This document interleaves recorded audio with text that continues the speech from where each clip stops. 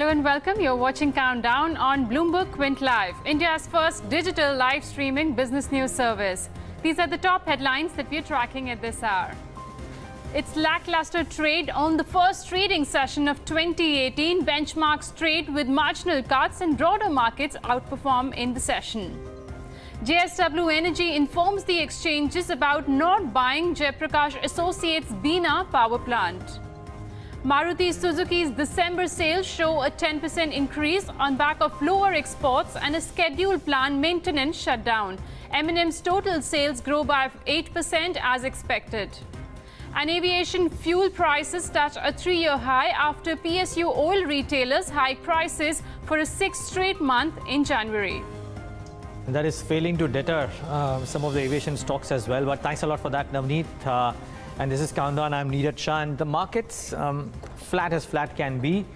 The volumes too very, very thin. Again, on expected lines. Not too many people trading today. But interestingly, volatility has continued to inch up. So I think the 4th day in a row and the 2nd day in a row in the new series, India VIX has moved up. Volumes very thin. I mean, no surprise there. But look at India VIX. That's up another 5%, 13.38 now. Was up on Friday as well, and the preceding 2 days. So 3 or 4 sessions now, we've had the VIX move up dramatically. Quite a bit, not dramatically, but quite a bit. The heat map will come up on your screen, and I think it was 50-50 at the start of the trading day, and pretty much the same thing. And similar set of stocks. Technology has taken a bit of a backseat. Pharma is right up there with the likes of Sun Pharma, Aurobindo, Cipla, and Indiabulls Housing Finance continues to rise and shine, up about 3.5%. So not too much happening in terms of what the large caps are doing. Sure, non-index large caps are making a decent move, but as far as the Nifty 50 goes, it's even Stevens. No dramatic moves, but boy, is there drama at the broader end of the spectrum. I think 12, 15, 20% seems to be the order of the day, Pradeep. Definitely, and if you look at it, some pockets in mid-cap space that you can identify. Real estate, for example, you have Marathon, DB Realty, Peninsula Land, all these stocks moving up with good volumes. Also, some other pockets, if you look at, is defense, I think is interesting. Although, first of all, you have those two ADAG stocks in the segment, Reliance Defense and Reliance Naval. But that is not all. If you look at some of the stocks in the same segment outside the ADAG group, like, for example, Walchand Nagar, that one has also done well in today's trade. So other than real estate, you have defense stocks moving up with good volume, quoting very close to day's high. So no pressure at higher levels, at least so far, that we have seen on either of these two sectors. Also paper stocks. You look at Astron Paper. The listing on Friday was fabulous. Even the IPO was great with 250 times kind of a subscription that we had seen. Now Astron is locked at the upper circuit. It can't move beyond 5%, but then Ballarpur Industries or West Coast can. So there is a lot of interest in these stocks. And look at Built now is also at day's high. Sugar stocks have also moved up. You have Bajaj Hindustan, you have Sri Renuka. In fact, in global commodity market, if you look at sugar, continues to move up for 5th or 6th day. And that is probably driving this bull run in these sugar stocks, although they have not been great performers of late over the last few months or quarters, if you look at.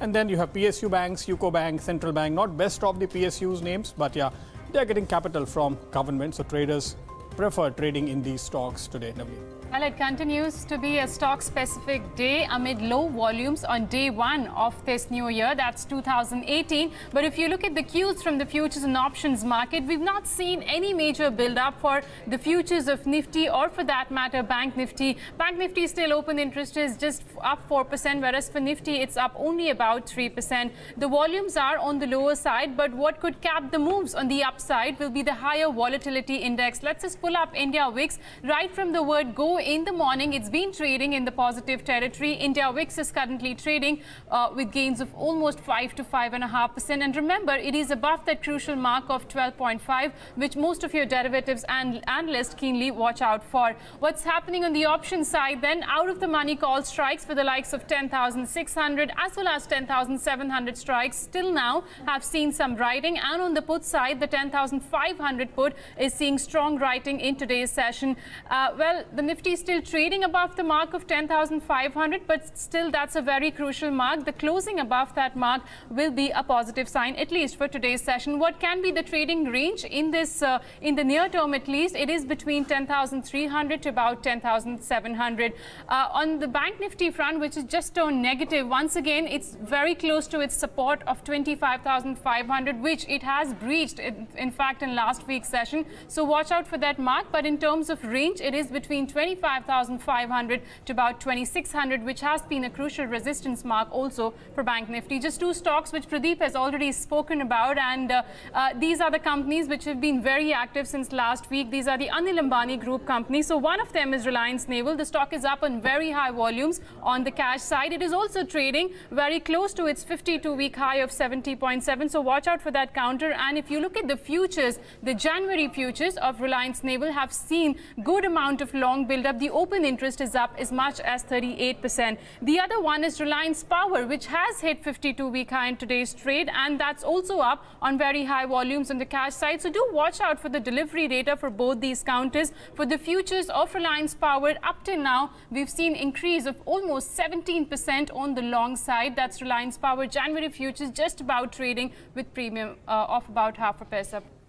Yeah, so it's good moves really all over. I was looking at a couple of other mid-cap names as well, and there seems to be some traction there, Crest Ventures and the likes. But nevertheless, we'll talk a lot more about some of these pockets. I think throw some special light on Suzlon, talk about Reliance Infrastructure from amongst the ADG Group stocks and lots more. But for now, let's get your market voice on the show. Vaibhav Sanghavi, he's co-CEO at Avendus Capital, joins us right now on the show with his thoughts on how 2018 could shape up. Vaibhav, good having you. Thanks so much for joining in. This is Neeraj here. Good afternoon. And to you and your team, thank you. Wishing you a great 2018. Wish you all the same. Thanks so much, Vaibhav. Would it be a great 2018? And if it were to be a good 2018, what can lead the move up?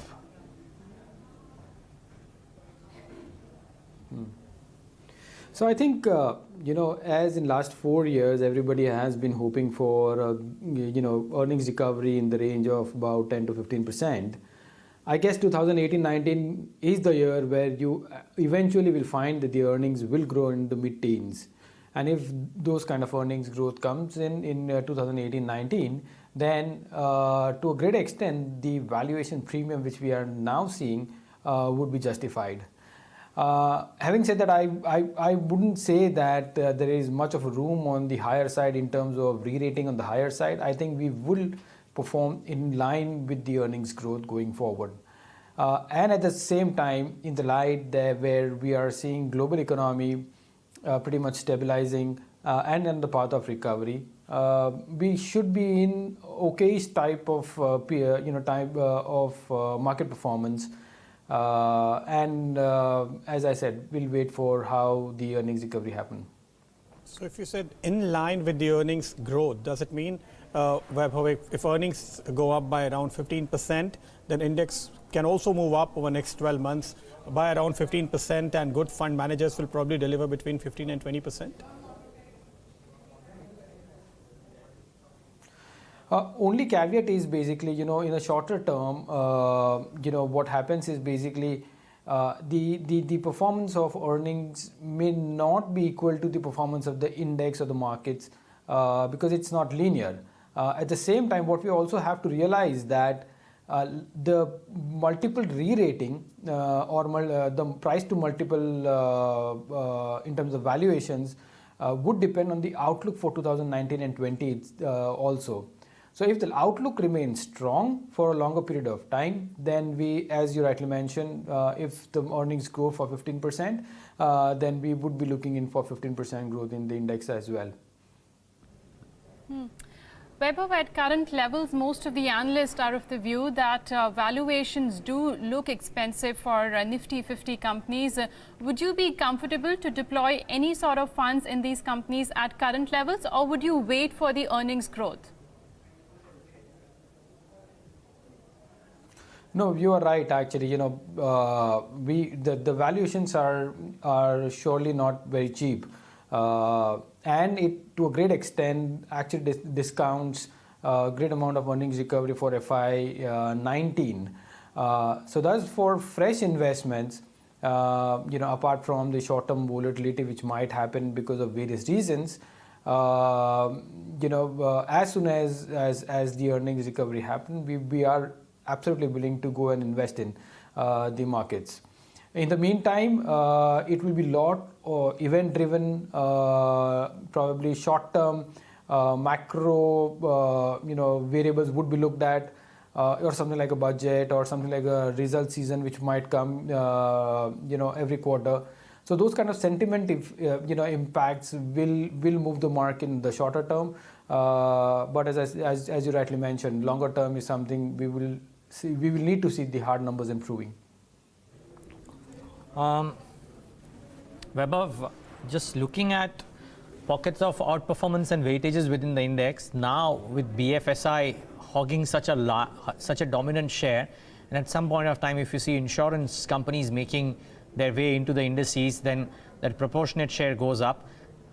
What within the financial space you reckon could do well, and what might underperform in what is most likely going to be, if not a rising interest rate scenario, then definitely not a falling interest rate scenario?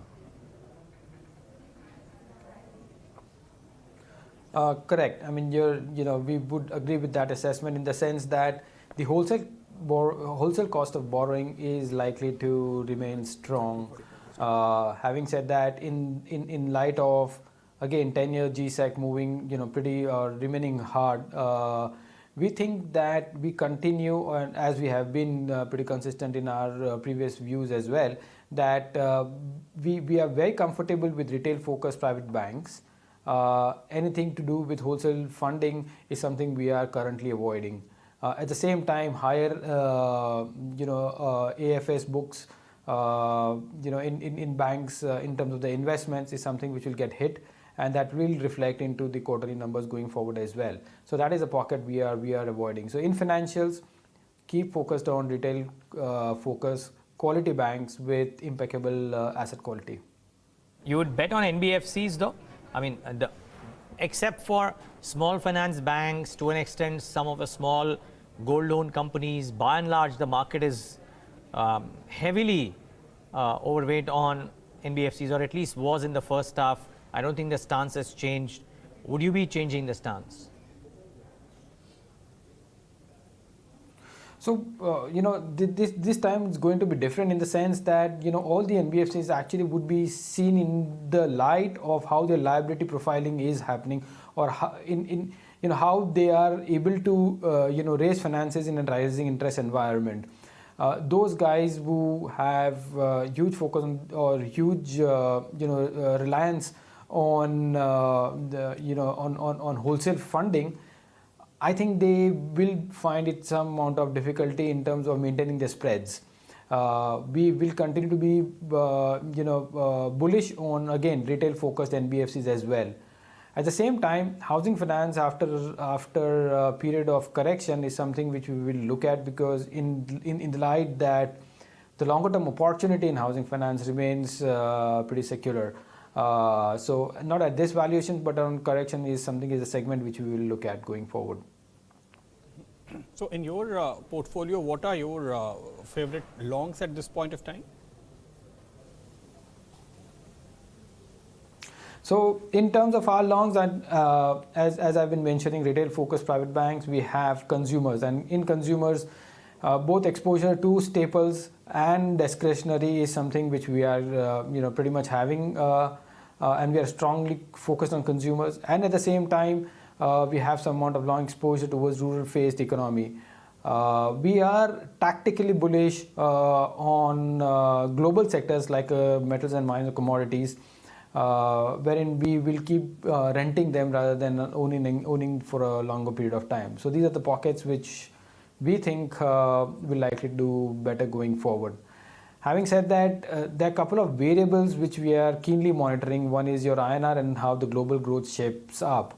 Because if these two get into act, then we might change our neutral view on IT and pharma for a shorter period of, or a tactical bet going forward. But that's something which we are on lookout rather than at this point now in terms of taking an action on.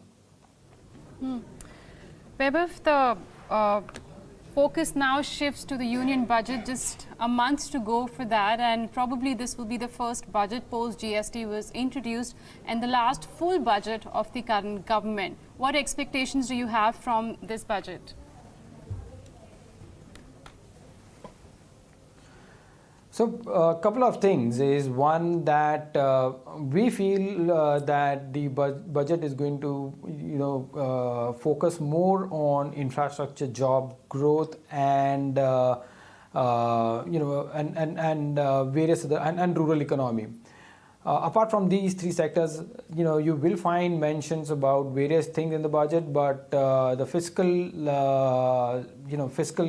health is also something which we will be closely looking at. Having said that, it's a debate in open, whether you look at fiscal deficit or debt to GDP ratio over a longer period of time. So while that debate is open, we will certainly have a look on the borrowing program of the government as well going forward. And how do you plan to trade the budget? Like you mentioned, you have exposure to some agri-focused segments. What those segments really are? So probably in agri-focus, I mean, rural economy rather than agri-focus. So definitely agrochemicals is something which forms part of it, but also something like a farm equipment, or in fact, FMCG companies as well, who has large amount of exposure to rural side. Which actually will be aided by the rising rural inflation, at the same time potential hike in MSPs as well, which will actually increase disposable income in the hands of the farmers.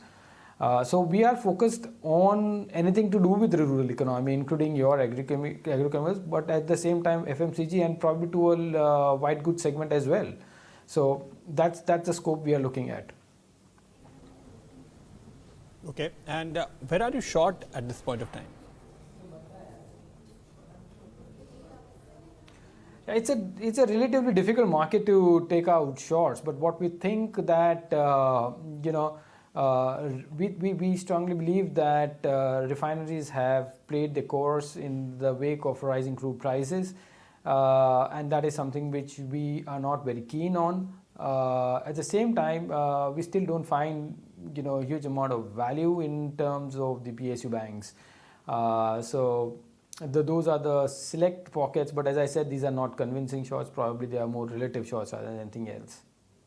And the two sectors which underperformed in 2017, IT and pharma, do you see any sort of revival for them in 2018? Yeah, see, that's a very interesting area, because one that both these two sectors are pretty underowned. Having said that, apart from the ownership patterns, I think if the global growth is coming back, and what we are seeing is that the projection is about 3.9% for the global growth GDP. We think that there is momentum in the global side of the economy, and in that wake, where you are likely to see interest rates getting hardened in US, and huge amount of money flowing back to US again because of the US tax reforms and remittances, there is a possibility of strengthening dollar going forward. If that happens, and if the INR starts to depreciate, combined with global growth, then IT will warrant a huge amount of attention going forward. But again, these are the variables on the outside. I think for them to, we will wait for them to actually fall in place before taking a preemptive call on both these two sectors.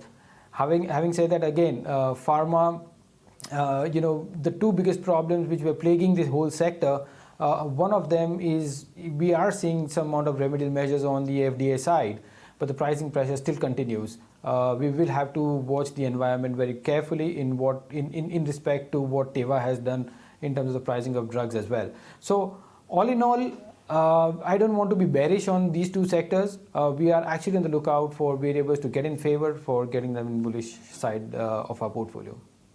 Okay, Vaibhav, we leave it at that. Thanks much for taking the time out and joining us and giving us that perspective. And have a great 2018. That's the view from Avendus. Let's go across to a management who spoke to us, well, maybe 2 weeks ago, because they'd won a large order then. They won a reasonably sized order now, I think 583 crores. Company in focus is Gayatri Projects. Let's get in a JV, remember, of the company and also won that order that I'm speaking about on December 21st. To talk more about this, TV Sandeep Reddy, MD of Gayatri Projects, joins us right now on the show. Sandeep, congratulations once again. Thank you. And now what? The order book is 14,593 crores? Yes. See, I guessed it right, because I remember the last time that we spoke, it was about 14,000. Congratulations. But what's the nature of this order flow, Sandeep? Because it's coming in very quickly. Projects from NHA. This is 4-laning of the Sangul section in Orissa, which is the from Cuttack up to Sambalpur. It's part of the National Highway program, everywhere part of the Bharat Mala program. So this is nothing is the same nature. The EPC contract is a standard contract from NHA. Executed DP, it's our asset-light model. We don't need to invest money by equity loans and all that. Sorry, did you say this is a part of the Bharat Mala? Yes, part of the Bharat Mala. It's part of Bharat Mala. And does this project get done in that, I'm forgetting the term, this is not a toll road project, right? No. This is a pure EPC. This is the EPC contract. This is a way of financing. The roads are financed by 3 ways. NHI funds its own self. This is NHI funding. And second is you have a toll road where the concession, you collect the toll and finance your project using the tolls. So this is completely financed by NHI. Yeah. Okay. And Sandeep, maybe my colleagues have a couple of more questions too, but I have one more question. You know, I was just looking at the book-to-bill ratio for a lot of companies, including yours, and the order book is substantially large compared to the annual run rate of revenue. No, I'll tell you. Because if you look at our order book of 14,000, we have won nearly 10,000 crores in the last 2 years. Right. And most of the jobs have just started now because initially, so that real calculation of order to build didn't work because the main reason our base was very low. From 2012 till 15, we had 0 orders because none of the things are happening. Sure. So once that is done, now going forward this year, we are expecting sales of about 3,100, and next year should touch above 4 to between 4 and 5. So then we will come to, from FY19 onwards, we will then be having an order build ratio. No, but and most of our orders are on 30 months and 3 years. So you can't generalize by order to build, book to build ratio, because if you have like building contractors, pipeline contractors, most of the jobs are only 12 months or 18 months. No, sure. So they finish quicker. Your roads are on 3 years. Sure, Sandeep. No, so that actually adds up more. I agree completely. My only question was that if indeed, it's a very good sign that the order book is so healthy. My only question is that when a company like yours has such a large order book, with the quantum of order flow that Bharatmala is expected to give out, would you need to go and seek out more orders, and would your balance sheet and working capital be able to manage that order inflow? Yeah, we are able to, because we are now, this year totally had about 12,000 crores of orders as of FY March 17. So this financial year, our guidance was to earn about 5,000. So we have now L1 in, as I told you, do these 2 projects of nearly 2,000 plus crores. So we are hoping to bid up to 5,000, and then we will slow down our order intake. We don't need to take orders for the sake of taking orders. This is based on what we look at the top line growth of 25% going forward. That is what we can manage our capital resources and everything. Sandeep, the current order which the company has won, is that a JV with some other company? No, it's not a JV. It's 100% in our own name. Okay, and what sort of margins that you're looking to garner from this project? 15-16%. 15-16%. And by when exactly can we start seeing the numbers being reflected in the earnings from this order? Next year. Normally first quarter next year. Because of FY19. Because what happens is the order takes about 3 months to design and apply and subject to land available. Okay, and are you looking at any more orders under the Bharatmala scheme? Yes, we are submitting a number of bids based on our structure. See, our strategy has been a cluster approach. Like, for example, Orissa, this is the same continuation stretch we are already executing. which we won last year, Angul Sabha. So we are already in that area. So we know the entire area, our risk management strategy works. If I go to a new area, there'll be probably a bit of higher margins or higher risk area there. So then Okay. like that. Okay. Sandeep, fair call. Congratulations and keep up the good work. Happy New Year to you and your team. That's TV Sandeep Reddy of Gayatri Projects. Slightly patchy line, but you heard what he had to say. They'll still continue to bid up until they reach that 5,000 crore of order inflow limit for the year, and then they will slow down a bit. It's been a good run for Gayatri Projects. The order book now at 14,500 odd crores. So that's pretty impressive. Okay, in moments from now, we'll get in the management of SBI as well. But while we wait for that, I think it's important to put the spotlight on two extremely strong pockets today or over the last few days. It's a convergence of sorts. And the reason I say it's convergence because power and distress, both of them separate pockets are up. And Suzlon is in a mix of both, right? Well, it's not exactly distress, but it's not in the best of balance sheet shapes, but it's in the power space as well. And even though it may not be in thermal power space, and those are the stocks that are doing well today, but Suzlon too is not doing all that badly. Okay, before we get in to Suzlon, I think let's get in the management of SBI because they've cut the base rates by 30 basis points to 8.65% with immediate effect. To discuss the impact of this move, joining us now is P.K. Gupta, MD of SBI. Mr. Gupta, good afternoon and thanks for speaking to us at Bloomberg Quint. Wishing you and your team a great 2018. How many, what would the percentage of people be? I would presume that there won't be too many people who would be impacted by the base rate cuts, right? A large portion of your borrowers would have moved to MCLR? Yeah, I think you're right. See, most of our customers on the corporate side, they have already moved to MCLR. But there are a few of our customers, particularly on I think the home loans and some of the auto loans who continue to be on the base rate. So this move will benefit all of them. I think in terms of numbers, it's quite a large number. I think about 80 lakh customers. It may not be very large in terms of amount, but they will be benefited by this move. So basically what has been happening is that I think these policy rates that have been going down, and we have been saying that, the immediate impact of it does get translated in terms of MCLR, so all the new customers immediately get the benefit of it. The existing base rate mechanism, the transmission happens with a bit of lag actually. So that is what is getting transmitted to the base rate linked customers right now. So should one believe that while you were able to pass on the benefits to your new customers immediately, the existing customers, like in terms of home loan borrowers, would benefit with the base rate cut? Absolutely, they will be benefited. See, as it is, also a lot of customers have been moving on to the MCLR. Quite a few moves have already happened. We, in fact, intimated all our customers also that, whoever wants to move to MCLR can do so also. But this is for the customers who haven't exercised that option, so they will get benefited by this.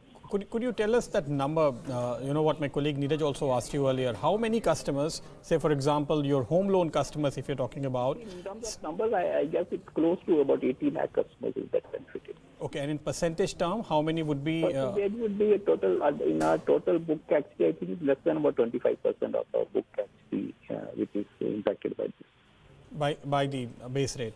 Yeah. But what kind of lag, like you mentioned, really exists, in terms of calculation of MCLR and base rate? After how many months does the benefit actually reaches to the old customers? I don't think that, there is a very scientific study in terms of how much time it takes. I think generally it is believed that it's between 6 to 9 months that typically it takes actually. See, right now, the gap between the base rate and MCLR actually had become quite wide actually. So I think this particular reduction will address that actually, and which narrows the gap between MCLR and the base rate. Okay, Mr. Gupta, you must have also assessed, how are you positioned on MCLR like you do every month. And since market yields, at least the bond yields have been moving up quite a bit over last 1 month or so, is there a chance that, next month when you review the situation, you may have to hike your MCLR? See, the way MCLR is calculated, it is actually your weighted average cost of funds actually, okay? So in that calculation, the bond yields don't really come into play because we borrow very little from the market. So most of our funding is from deposits actually. So the two factors which really determine MCLR is your CASA ratio as well as the deposit interest rates that we pay. So as of now, the CASA ratio is quite stable and deposit rates, there has not been any increase. So as long as that doesn't happen, I don't see MCLR moving up. But in case of, as I said, only changes in your composition of your book actually in terms of CASA deposits or the deposit rates, that only will lead to any change in Mr. MCLR. Gupta, one last question from my side.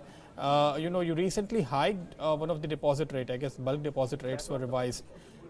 Is there a possibility that you would be raising some other deposit rates as well going forward?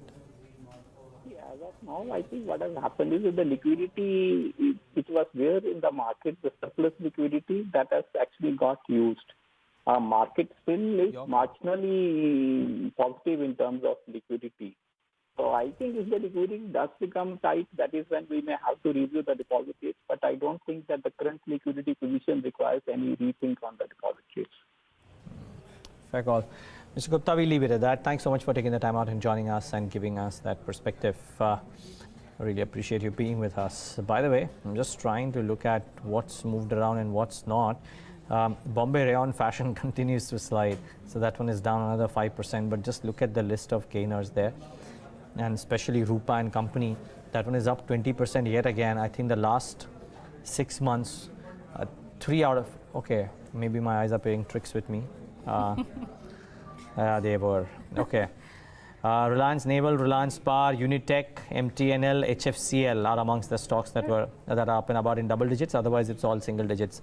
The rates were just moving around. I think it was showing me Friday's move first before it went on to today's move. You were talking about power stocks. Just want to highlight, if you could just pull up the intraday chart of Adani Power, that's up 7%.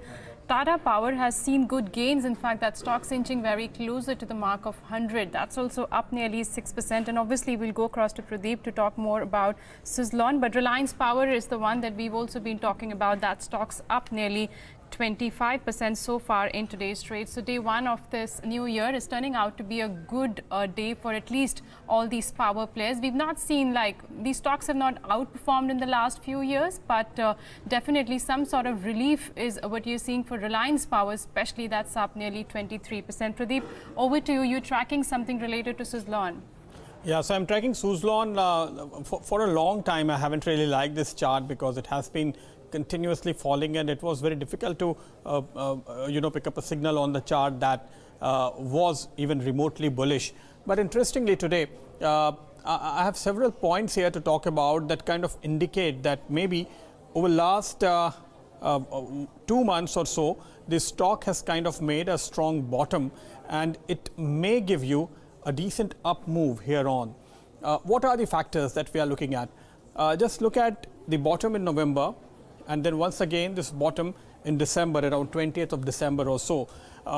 Kind of double bottom formation that you can spot on this chart, and this shaded area tells you the 2 months duration that the stock has spent in this range of around 13 rupees on the lower side and around 15 rupees on the higher side.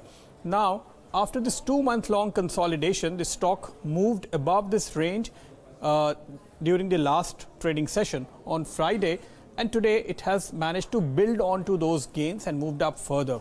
So that is encouraging. What also is encouraging, if you look at this decline, when we went to the intermediate top between these two bottoms of around 15 rupees and the stock went back to 13. When it was sliding down, just look at the volume here. This white curve is actually the 15 days moving average of volume. Consistently, there was low volume when stock was falling.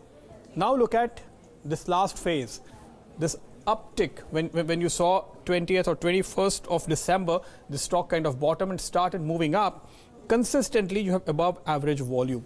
So that is also encouraging. When it was falling, there was not much supply. When it's going up, there is definitely demand coming up. Now look at these three lines that you can see. The yellow is 200 DMA, green is 100 DMA, and the pink one is 50 DMA. Last week, stock managed to cross 50 DMA decisively with good volume. On Friday, it crossed 100 DMA, again with good volume, and has managed to close above that level. Today's low is exactly at 100 DMA. So when a stock crosses these important moving averages, consistently over a few days, it kind of tells you that there is strong momentum and no resistance is actually holding on. So that's yet another positive for the stock. Let's see whether it can cross the 200 DMA also over the next few days, which is around 17 rupees and 35 paise right now. Okay, we will watch out for this Suzlon, a bit of a breakout there. And I think these are charts that we'll discuss with our experts as well, Pradeep. But since we're on the topic of power, let's just finish the second piece of news that is there, which has officially been announced too, by the way. And that's JSW Energy informing the exchanges that it is not going to acquire Jayaprakash Associates Bina Power Plant. Jayesh has some details on what the impact could be on both the players. Jayesh? First, let's analyze the timeline of this long pending deal. So in July 2016, JSW Energy had intended to acquire the Bina power plant from JP Power. That is a 500 megawatt power plant. At the same time, they also had to acquire a 1 gigawatt power plant from JSPL. Now fast forward to 2017 May, the management had said that they have extended the long stop date from 31st May to 31st December 2017, and today what has officially come on the exchanges is that because the time has elapsed now to evaluate the deal, and that's the reason they have decided to terminate the agreement to acquire the Bina power plant. Now, Ambit had come out with an interesting note when the deal was originally announced. What they said was that the deal is actually value accretive for JSW Energy. It was estimated to have an enterprise value of 2,700 crores, and they were expecting that on account of this deal, 3.5 rupees or close to that will be added to the EPS of JSW. What they have changed their stance to is that right now the deal, since there was no progress, the deal was most likely to be called off, and the management too had indicated about this. And they are now of the belief that this is positive for JSW Energy, as there will be no risk of equity dilution. Okay, interesting. Thanks a lot for that, Jayesh. So that's the thesis on this news bit that got announced today. But as we were saying, power, maybe ADAG, real estate, a clutch of names in focus, even though the index may be lying flat. Let's get in our experts on board to try and figure out what to do with some of these stocks and what to do in the new year as well. Hemen Kapadia of Choksey Securities, as is the case every Monday, joins us in our studio. And we'll also have other guests joining in. I'm told Sumeet Bagadia, Associate Director at Choice Broking, also joins us on the show. In a bit, we'll have Sanjiv Bhasin with his thoughts too. But gentlemen, both of you, thank you so much for joining in. Hemen, I'll start off with you first. The index lying absolutely flat. Happy New Year, of course, firstly. The index lying absolutely flat. Is there a trade on the index, or would you rather focus on specific stocks? Neeraj, happy New Year to you. I think the Bank Nifty underperformance continues. Last week, Monday was a holiday. Neeraj, last 15 days, the Nifty has gone nowhere.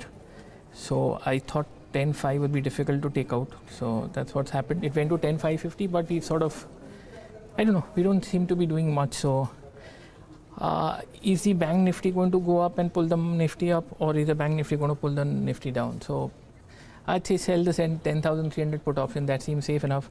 10.5, 10.2, 10.3, there's been writing happened. So I think selling the 10,300 put just vanilla and nothing else. So which means that you're saying that 10,300 will be the support which will be coming for Nifty? Yeah. Okay. Let's talk about some pockets which have been doing well, and Neeraj was talking about the Anil Ambani group companies which have been active since last week. If I look at Reliance Power and Reliance Industrial Infra, which is up 20%, that's the one which is locked in upper circuit. Both of them have touched 52-week high. And stocks like Reliance Infra, Reliance Naval and Reliance Communication, they're trading very close to their 52-week high. And I also understand trading into these companies can be a bit risky because they're volatile counters. They're also high beta counters. If I were to ask you, is there any opportunity in any of these stocks to take a trading bet? Let's say if somebody can take a positional bet till this series, would you bet on any one of them? I've not included Reliance Capital here, but you can include.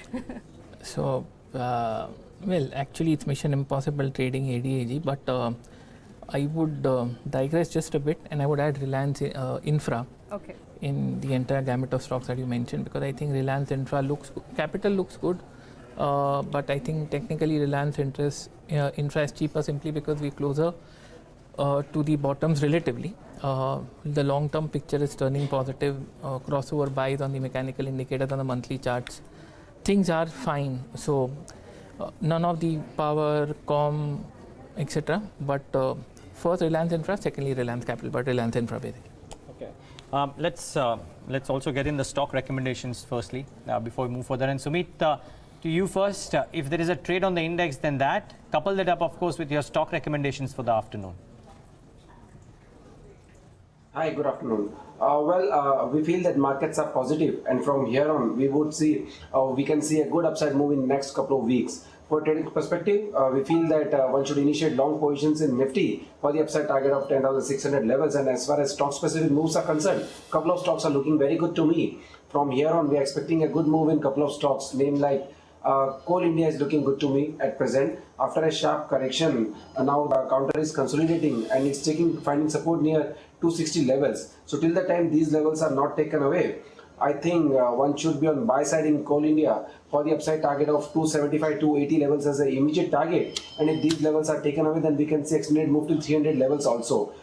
Till the time 260 levels are not taken away, one should be on buy side in Coal India for the upside target of 275 to 80 levels as an immediate target. Okay. And Hemen, your ideas for the day? I think I have something which is slightly not short term, slightly positional. Buy on granules at 136, stop loss at 132, target 144, positional buy.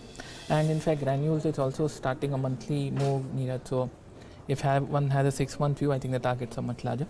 Buy on PVR at 1415, stop loss at 1390, target 1465. Yeah. Okay, so these are some of the trading ideas that our experts are suggesting today. Hemen, if you have looked at the sugar stocks, over the last 5 or 6 days, all these stocks have been moving up. Anything that you like? Balrampur Chini, Pradeep, hasn't done much, oversold.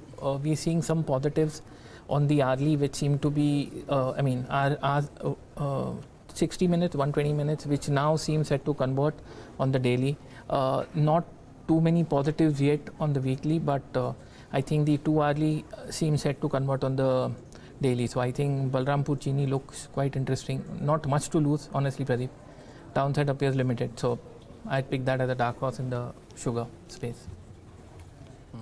Okay, Sanjiv, Bhasin, Executive Vice President of Markets at IIFL, joins us right now on the show. Sanjiv, good having you as always. Thank you so much for joining in and wishing you and your team a very happy 2018.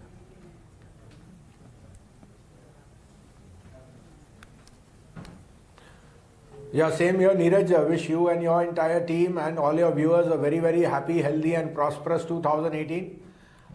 Let's hope we can keep up the momentum of 2017. But always good to have more volatility and more chance of more people participating. And we would see that equity as an asset class will continue to be maybe a relative market performer in the next 2-3 years. Sanjiv, I'm starting off this discussion not exactly with what would be considered in market parlance these days, like the A+ platinum quality, but almost everything that is stressed the last 2 or 3 sessions is doing well. We've seen the stressed names from the ADAG group do well. Power as a pocket is doing extremely well. Real estate has had a blast. Some of the infra names are doing well too. What's happening here? Is the market looking for low quality because the high quality names are expensive? What have you been telling your clients to do?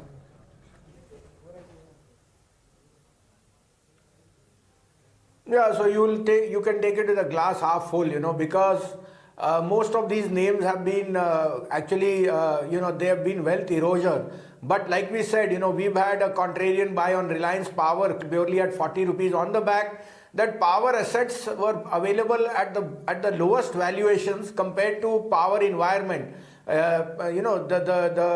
NPA provisioning, the environment clearances, and the restructuring of coal and etc. have made power assets to be in the best position. Along with that, you've got power pricing at very, very accommodative rates and volume being strong outperformers. So you know, ADAG, the whole realm was RCOM, and that was a very sticky point.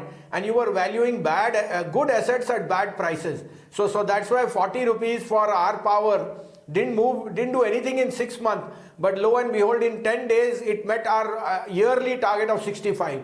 So I still think that on an asset base, 10,000 crore was abysmal, and now you could actually see maybe 20,000 crore to be the fair value, because if you value the JP Power assets of 3400 megawatt at something like 28 to 30,000 crore, then our power deserves a valuation of 50,000 plus. So I won't get too much into it. All I'm saying is it has a book value of 78. It was at half time price to book, even though assets were doing well. And that is the case where a lot of the other assets are starting to do well. It's a query that banks have not reacted in the positive way, despite power, metals, particularly steel and other assets doing well. And I think that would be the next caveat we would see closer to the budget. Okay.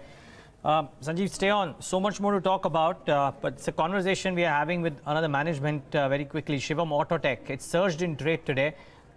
Big moves, big gains, and you would expect that a clutch of auto component names would be doing well because the companies that they are supplying to are all doing extremely well. Let's get a sense from Mr. Neeraj Munjal. He's MD of Shivam Autotech, joins us right now on the show to explain to us how business is shaping up, how the next 12 months could look like. Good having you. Thanks so much for joining in, Mr. Munjal. Happy New Year to you. Happy New Year to you. Thank you. Certainly seems to be a good start, but tell us, how is business environment? I mean, is Hero doing well enough for your business momentum to look strong? I understand you have other clients too, but I would guess that Hero is still the principal client. Yeah, we are one of the largest manufacturers of gears in the country, because we are supplying to Hero, who is the largest manufacturer also for two-wheelers. So in that case, we have a good market share with Hero, and we are growing. We have been growing since all these years with Hero accordingly. So there is a good demand coming up for next year, and we can look forward for a good increase next year from Hero itself. And would that help you on an annual basis, Mr. Munjal, report a much better showing, a bit of a turnaround that a lot of people have been talking about? Yeah, we are pushing because the moment our top line goes, our results will automatically improve. So that is where we are pushing at the moment. And we have actually diversified into different verticals also. Like, we have gone into four-wheelers, we have gone into commercial vehicles, we have gone into construction, power tools. So and also for we have recently got export orders for USA for commercial vehicles. So these are 4 or 5 verticals which we have added, which are, you know, till this time we were into developing of these products. So now the actual sale increase will come in near future with these verticals. So recently we also invested 200 crores in 2 new plants, one in Bangalore and one in Rohtak. Bangalore plant is focused on Honorable Prime Minister's vision, Make in India. We have developed some products for four-wheeler which were being imported by our customers since very long. So we have been able to indigenize those products and are now selling these products and saving import precious foreign currency for the country. So this has been our strategy to if you look at your numbers for the first half, first and second quarter, you have grown the top line at around 15%. Would it be safe to assume the same run rate for the second half, that is Q3 and Q4 yes, as well? Yes, absolutely correct. We will be growing at this pace because we have added more customers, we have added more verticals, so we will be growing at this rate. But your margin has been higher, you know, compared to the last few quarters or say the last year. What kind of... because when you get into these developments, then most of your there is a lot of investment done in the infrastructure as well as in the machinery as well as in the development of these products. So that's why there is the margins were low earlier. Right. Your first half numbers definitely look good, but if you could just tell us what's the debt picture looking like, because if I look at the interest cost in the first half, that was on the higher side. What's the current debt which is there on the books, and what sort of repayment schedule that the management is working with? Currently, the debt is around 235 crores. Okay. And we would be paying off this term loan in another spread. The spread is for around 5 years. Will be paying off in next 5 years. 5 years. Mr. Manju, just a last question from my side. You said you've set up 2 new plants in Bangalore and Rohtak. What's the capacity utilization? Are those plants operational currently? Yeah, both the plants have become operational, and they are at the moment running at low capacity because we have to get the audits cleared from the customers and new samples have to be given for the testing. And there are these 4-wheelers and 2-wheelers, they take a lot of time in clearing these new products in testing. So now I think all the testing and everything is over now. I think we will next quarter we will see the jump coming from these 2 plants.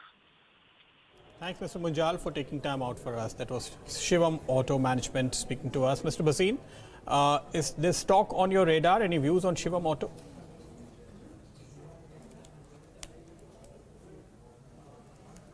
No, I don't cover that, so I won't be able to give you. But if you ask me on OEMs, then we've been bullish on 2 stocks, particularly Motherson Sumi and Suprajit Engineering. Suprajit Engineering has been a huge outperformer.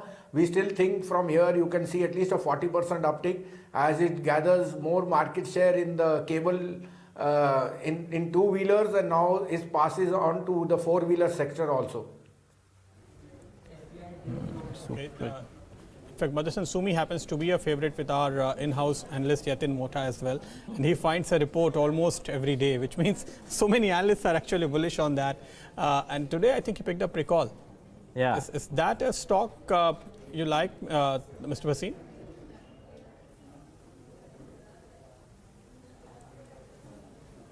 Yes, I think that's a natural ancillary to most of the 4-wheelers on the side of Maruti, and I think it's been a huge outperformer. It continues to be, but like I said, our coverage is more on Motherson and Suprajit. Suprajit from last year has been a doubler, but we still think there's a 40% upside. Aside from that, you can see the natural gamut of a Rico Auto or a Jamna Auto, where again, even though those stocks have run up, they are still very, very good conduits to play the boom in auto and the high demand. Okay, the other set of stocks, by the way, Jamna Auto and one more company is what Mr. Bhasin just spoke about. So interesting to point out those stocks as well. But Mr. Bhasin, I'm giving you an option because I wouldn't know if you would have thoughts here. One name is Infibeam, and boy, it's been having a roller coaster ride. Almost reminds me of a theme park ride, to be honest. The other pocket is cement, and the reason I bring it up is both the buy side and the sell side seem to be very, very bullish on this pocket. There are some clutch of reports that have come out recently on mid-sized names. Today, Sagar Cement's layout that HDFC Mutual Fund has bought further stake in the company. We've seen that happening with a clutch of other mid-sized cement companies too. What are your thoughts here? And what do you like?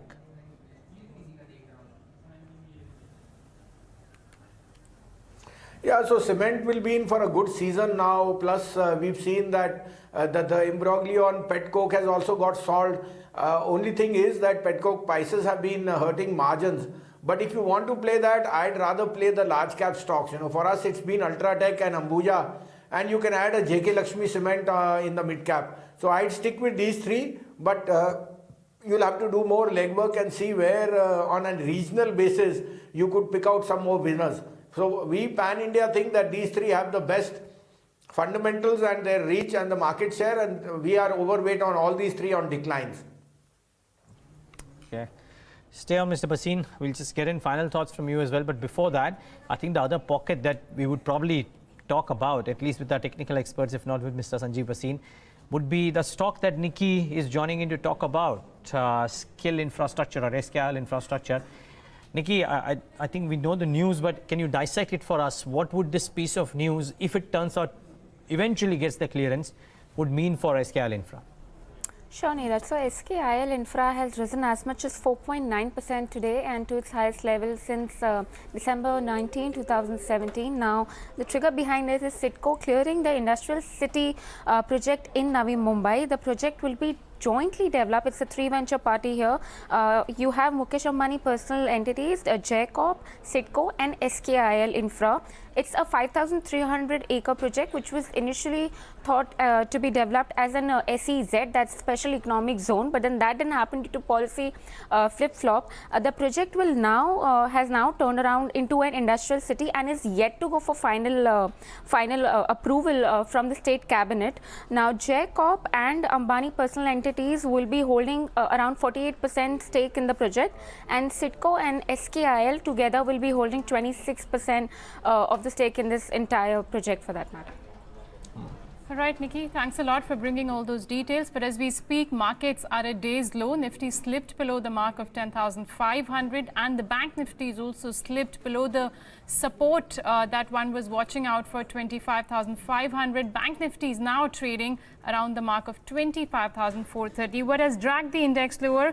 Heavyweights like HDFC, TCS, HUL, all these counters have seen cuts, I guess, in the last 10 to 15 minutes. HDFC trades at day's low, and so is the case with TCS. That too is trading with a cut of 1.5%, and HUL is just about trading in the red with cuts of 1%. Hemen, if somebody had taken a long position, would you advise them to just cut out right now? Short term, yes. Markets don't seem to be going anywhere, Navneet. No. Okay, and that's for both Nifty as well as Bank Nifty. Yeah, in fact, the Bank Nifty is slightly more pronouncedly weaker. Yeah. So initiate a fresh short? No. No. Just take off a long. Every time I've thought of shorting, market's given me a tight slap in the face, so no shorting. At least not on day one. No, because everything is in sell. It's overbought, there's negative divergence, and the next day it goes up without any logic. So no. Until there's a clear reversal on the daily or weekly, I think these things keep on happening. So no, I wouldn't short it. Sumeet, are you doing anything with the index in the very last few minutes of? Okay, I think we'll get in Sumeet Bagadia in moments from now. But I think we'll have last 2 or 3 minutes with Mr. Sanjiv Bhasin. So let's pick his mind on some more themes. Mr. Bhasin, this spate of infrastructure developers which might have this large land bank and therefore could benefit. Now, Reliance Communications has benefited from the land bank that it has. We are forever waiting for BF Utilities to benefit from the land bank that it potentially has. And now there is talk of this new city that Mukesh Ambani will develop, and 2 or 3 listed entities within that pocket could also benefit. Anything in the land bank ownership theme that you believe could be a dark horse of sorts?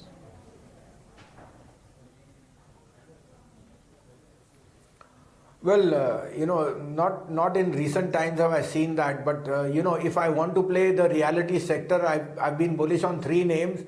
They've been hugely outperformed, and I want to stick with quality. So it continues to be Godrej Properties, Shobha and DLF. DLF also on the back that it is in the process of reducing deleverage and improving return on equity. Now, looking for land banks and that theme is again a little bit more, groundwork where you'll have to see how much the debt is and so on. Arvind would be one more example, but again the stock has run up quite sharply. And only thing is that Arvind has both sides going. The textile business is doing exceedingly well, and we think the land bank, monetization again would be an added positive on that. So for us, it will be these 3 big large cap names where we want to stick. At 10,500, we want to be with ideas where we have a risk reward which is balanced. So something like an ITC or some of the pharma names is where we are actually putting our money to use. Okay. Interesting. Thanks a lot for that, Sanjiv. I must say today real estate is in a big move. Phoenix Mills has gained a lot. There is also, by the way, Crest Ventures, the one that we were talking about, does all the construction works for Phoenix Mills. So that's the nature of the business. But so both of these names, but Marathon Next Gen Realty is done well. And I saw Unitech as well as Peninsula Line 2 doing rather well for themselves today. So mid-cap real estate certainly seems to be in the thick of things. Sanjiv Bhasin sticking to quality though. Okay, Sanjiv, before we let you go, market cap agnostic, if I were to be asking you for one offbeat, okay, I think we just lost Sanjiv Bhasin as well. Nevertheless, we'll try and get him back if we can, or else we've already gotten his thoughts on the real estate space and some ideas. By the way, the index has come off quite rapidly now. Navneet, 10,461, down about 2/3%. This is, I presume, come out of the blue. I don't think too many people anticipated this, but just come out of the blue. No alarm bells as yet, but a quite sudden and sharp move that we're seeing in almost all of the key indices. I think the Nifty Bank too will be showing a similar chart. It's just a sharp fall down that's happened in the Nifty Bank as well. The India VIX was telling you in the morning, because the index was moving in a very narrow range, but VIX was consistent trading with gains of 6 to 7%, and precisely that's happened in the second half of the session. These are fresh lows that you're seeing from markets, at least for today. 10,450 is now where the Nifty is trading. Bank Nifty has given up its gains. That's trading it's trading below its support of 25,500, so 25,355 there. Hemen, would you take a fresh short position now, because this is a sharp fall of almost 80 points on Nifty? We started a new settlement with 2.2 crores Nifty, which was higher. Last time we started 163. Bank Nifty started with 1.2 versus 1.5. Sharp disparity, not sustainable. Maybe 10,490 would be my stop loss if I were to go short, but I'm still not. It looks heavy. It looks and another 10 lakh open interest was added in the Nifty futures on Friday now. So one gets the feeling that nobody's going to buy it at 10,500, right? After we moved 500 points. So I think that's a short, but maybe there's very apparent, obvious pressure. There's weakness on the intraday charts, lower top, lower bottom. Maybe I'd buy a put rather than go short in futures. Protection was bought by the FIs in Friday's session. They bought almost 40,000 contracts of puts. So that was pretty much indicative as of, at least they buy options to hedge their cash portfolios, but definitely markets were trading around the all-time high level. So this is what you're seeing. Maybe it could be a sign of profit booking as well. But let's go across to Yash Upadhyay and find out which are the Fab 4 stocks that he's tracking for today. Yash, over to you. Good afternoon, Navneet. So we kicked things off in 2018 with Phoenix Mills, and the stock is up about 1.5% right now, but it surged as much as 6.5% in today's day of trade after the company said that they would be increasing its stake in one of its subsidiaries, with the subsidiary in question being Gracework Realty. Now, as per the scheme, they will be acquiring the entire 22.67% stake of HBS Realtors, and with this acquisition, their total holding in the company would go up from 44% to about 67%. Moving forward, we also have Golden Tobacco, and the stock is locked in a 5% upper circuit today after Pramod Jain of Plus Ventures and JP Financial have made an open offer to acquire 25% stake in the company, or about 44 lakh shares at a price of rupees 101, which is almost double of its current market price. The same parties had tabled a similar open offer back in 2009, but due to several reasons it didn't go through. So that would be something we'd be watching out on. Gayatri Projects is another stock that we are looking at, and the stock is up about 1.5% right now. Like the sharp fall that we've seen in the benchmark indices, this one too has come off from the highs of as much as 3.5–4% after the company said that it has received an order worth close to 400 crore rupees from NHAI. And lastly, we also have Sagar Cements, and the stock is up about 6% after HDFC Mutual Fund picked up extra 2.5% stake in the company, increasing its overall holding to about 7.5%. Thanks a lot for that. By the way, so that's our Fab 4, but it's not quite fabulous for the markets. Now 86 points down, 10,444. I think HDFC Twins are right up there in terms of the losers. Bring up HDFC and HDFC Bank. Naturally, so with the Nifty Bank doing what it is doing, you would expect these stocks to go down. And IT is contributing too. So TCS is down 2%. HUL is down about 1.5%. So that's one more heavyweight. But I think it's HDFC Twins. It's ONGC which is down. Reliance is marginally off about 1%, 1.5%. and IT. So a clutch of heavies falling anywhere between 2-2.5%, and that contributor list tells you what I'm talking about. HDFC Twins, Reliance, TCS. So yeah, the list of stocks is pretty much the same. It's not looking like a particularly great. broad-based sell-off because TCS is dragging the index lower by only 10 points. So looks like there is a sell-off which has come across the board. I just want to pull up the total turnover right now. Considering we were, it's the first day of this new year, we do expect in volumes, but the cash turnover of NSE, we've already crossed 22,000 crore if I'm not mistaken. That'll come up on your screen. It's almost 22,500. I was just checking for 2017 January month, we did a turnover of somewhere between 18,000 to 19,000 crore. So the cash turnover, considering today is the first day of this new year, it is looking on the higher side, but on the F&O side, the turnover is definitely below the average that one has seen today. Definitely. So looks like, you know, it's easier on a day like this when probably there are not so many participants active. If you sell a huge quantity like some of the big players do, markets can give this kind of a move. But after falling by around 90 points, can it recover? That's the big question, and we'll have to wait and see. But interestingly, some of the high beta names like RCom has corrected, Reliance Capital, Reliance Infra. So looks like you know, once market falls, the traders will also start to panic because these stocks have given them decent profit, and we'll see some kind of profit booking setting in at all these counters. So look at all the ADAG group stocks. They have corrected from day's high level. These are the big participants of the day. Of course, let's move on. Earlier this morning on our segment Bloomberg Edge, we told you about the MACD indicator turning positive on KPIT Tech. The stock is up in trade today. Jayesh, for the benefit of our viewers, take us through the chart once again. So Pradeep, we were looking at KPIT, and you know, that is because on Friday the MACD, which is the moving average convergence divergence, had given you a bullish indicator, thereby indicating a buy signal on the stock. So you know, in the morning we were discussing that. So that's the chart of KPIT, and the bottom panel shows you the MACD indicator, which essentially is that the blue line has crossed above the white line and the indicator is still valid. Now you know, the stock was actually trading 1.5 rupee positive for better part of the day. Before, you know, at around 1 o'clock or something, it had a huge spike up and was trading about 3.5% higher and hit an intraday high of about 187. Now you know, this is of course with the market giving up a lot of you know, negative, the Nifty, that is you know, it's trading about 70 points lower. So even the stock has come off. This is what I was referring to. That's the intraday chart. It was trading, you know, largely flat to positive, but at around 2 o'clock we had a sharp spike up, went up to 187, and right now we are seeing just, you know, minor gains of about 1.5%. But this is on the back of huge volume, so you know, it can also continue the momentum going into tomorrow's session. If we look at the average volume traded at time, that has actually spiked up. If we can get that chart on the screen. Yeah, that's what I was referring to. So you know, the blue line is your average volume, and it was for better part of the day, the white line and the blue line, there was not much of a difference.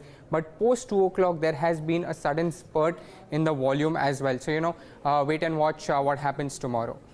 Thanks a lot for that, Jayesh. KPIT. But just before we get in, Yogesh Mehta, Vice President of Research at Motilal Oswal, the index is now down over 100 points, 10,427. That's a really sharp gash that has come in. I'm waiting for Sumeet Bagadia and trying and figure out if he's still with us or no. It'll be interesting to get his thoughts as well on this sudden fall. Sumeet, what do you make of this crack, and are you taking any positions based on this sudden sharp fall that we've seen? I think we need to wait and watch, and we need to see is there any news around, because the fall which you have seen is very sharp, and in last 15 to 20 minutes we have seen a fall of almost around 90 points in Nifty. Now it's presently quoting at around 10,425, which is already down by 100 points. So immediately looking at the chart, it seems that the major support is placed at around 410, 400 levels. If these levels are taken away, then there is a possibility that we might see a sell-off, in which we can see levels of around 10,300, 10,250 also. So now the index is near important support levels. If the market respects the support levels, then we will see a pullback or bounce back from here on. And if supports are taken away, then we can see a fall till 10,300 levels. I think fresh shorts should be initiated once 10,400 levels are taken away convincingly. Till the time these levels are not taken away, now it's better to avoid short positions at these levels, because we have already seen a sharp fall. I think market should respect 10,410, 10,420 levels, and from here on we should see some pullback or some bounce back. a fresh upside move will be seen once when the index is able to give close above 10,500 levels. So immediately at present, better to avoid short at these levels. Okay, so that's the call coming in. No fresh shorts should be initiated at this point of time. Market has fallen suddenly, and the steep decline is now in triple digit. Let's get in Yogesh Mehta, Vice President of Research at Motilal Oswal. Yogesh, ADAG pack remains in focus even today. Did your clients participate in the entire rally in these stocks? And if yes, what are they doing now and what are you advising them? See, number one, for ADAG group, completely we are not comfortable at all at any price point at any point in time, earlier also and today also. So we are not recommending anything in buy, at least on a buy side for ADAG stocks. But rather than that, we are recommending for getting, since Nifty is not crossing over 10,550 levels since last few sessions, even in the last day of calendar year 2017. So we are just cautious on the Nifty stocks at this point in time right now. And we are not so gung-ho about a fresh buy as a trading position for the customers at this point in time. So we are just having a wait and watch kind of approach, and would when advising customers to have a wait and watch approach for downfall and then enter into good stocks. What kind of correction are you looking at? The correction would not be more than 100 points. We did not expect today itself, but yeah, around 10,300, 350 level we are looking at to buy, because valuation doesn't give that comfort level on a buy side right now for any of the stocks. Even in HDFC Bank, since last 1 week, if you see in the market, it is only apart from A group stocks are in the limelight, and they are up by 20%, 30% in a day. And nobody's asking any bid for any kind of A group stocks or the good quality stocks. So maybe a no growth and highly liquid stocks with the .com kind of fundamentals are in the limelight. So we are just keeping a wait and watch approach and cautious about the market. Sure. Yogesh, would you like to accumulate something at lower levels from the broader markets? Yeah, certainly on the broader market, we are ready to accumulate a few names in discretionary consumer sector or the auto sector, in particular in the four-wheeler names. So where we would be comfortable with adding into Maruti, M&M, and of course onto the consumer sector, Britannia. So all those stocks names which we are comfortable on those fronts. And of course the tractor side, Escorts would also be there for the buying side. And apart from that, on the pharma stocks, we are still would be waiting for further development from the US FDA front. So far we have seen some uptick into those names, but still we are avoiding on the pharma names. Yogesh, what are you hearing in the power space? There is fair bit of activity today, and not just Reliance Power, but Adani and Tata Power too have moved up. What are you hearing here? See, as far as power companies are concerned, today they are in a move, but nothing sort of concrete news or the rumor which has come across for this kind of for these companies into this sector. So no clue on that front at this point in time. Do you like in real estate? Some of the stocks that have moved up today would include the Marathon, Next Chain, your Phoenix Mill, DB Realty. Do you like any of these or anything else? Real estate sector particularly we have total avoid, because we are not able to gauge what would be the inventory and what would be the real numbers which are flowing into the cash flows and the balance sheet. Post RERA implementation in a gradual manner, post that we may be able to gauge that. But right now we are looking at only a total zero debt or debt-free companies, where Oberoi Realty is the only company which we have under coverage. And there again, the price objective which we are discounting right now with 20% NAV is already achieved at this point in time at this price. So apart from that, we don't have anything in the real estate sector in the coverage. Okay. So you don't like ADAG, you don't like most of the real estate names as you mentioned. What are your top picks, your ideas that you have been sharing with your clients? See, on particularly if you want to see about the mid-cap companies, then we like not the mid-cap, semi-large cap like HDFC Life. Then into retail sector, we like into jewelry stock like Titan, PC Jewelers. These are the names, and then Delta Corp. On the large cap front, of course, traditional large cap, if you avoid right now, the name are, of course, HDFC Bank and all. But then also on that front, we are liking, as I mentioned, Britannia, Maruti. We are looking at Amara Batteries in auto segment again. On the EV segment, battery segment is doing well. So there we are on a buy side. Of course, we like on the pharma side and the mid cap companies, the granules one where we like with a little longer term view. So all these names are there which we like and we are recommending to the customers, but at on a correction point or at a lower level from the current prices. Okay. Stay on, Yogesh, so much more to talk about. But before we get in what dealing rooms are recommending in the session today, quickly do a check on the FNO movers and what is it that is likely to get into the ban, what is it that could come out of the ban in tomorrow's session. And Navneet, what's the list looking like?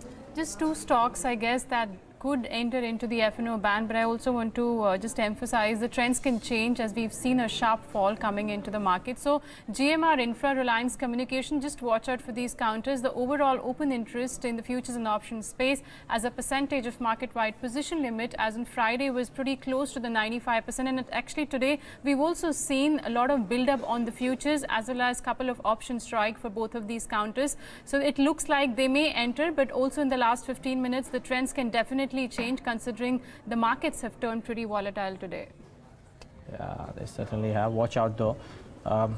It's one of the rare times that I'm seeing Navneet not sounding completely confident. I'm guessing that's probably got to do with the fact that... What is also interesting is it has hit the 9,000 crore market cap mark as well. Something that we have been talking about, especially Navneet has been talking about. I think it surpassed that mark as well. Yeah, so it is almost there, there. So now the EV which they were talking about 9,000 plus the 6,000 there, it actually stands at 15,000. Should be a good time to book profit probably.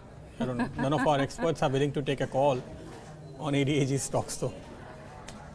Yeah, rightly so. I don't know. I've been skeptical about this whole EV calculation from the beginning. But nevertheless, for now, it's a bit of a pause there, but it's a good time to take a look at what dealing rooms are recommending in the session today. Yatin, Mehta and Darshan are here with their channel checks. Good afternoon, both of you. Thanks for joining in. Darshan, let's start off with you first. Yeah, good afternoon, Neeraj. Ujjivan is something that, a couple of dealing rooms did indicate. It's down almost 1.5%, but some of the HNIs are actively accumulating the counter at lower levels. It's mainly a positional trade that they're looking at, nothing like a BTST sort of trade, but at lower levels there seems to be accumulation. One of the counters which has actually moved up much higher over the past few days is Jet Airways. So Jet Airways from levels of 700 has moved to almost 850 in a very, very short span of time. A lot of dealing rooms we speak to always talk about, the potential M&A buzz that they talk about with whom we don't know. Could be Delta, could be KLM, I don't know. But the deal stocks always are there with Jet Airways. So this is the second counter dealers talking about.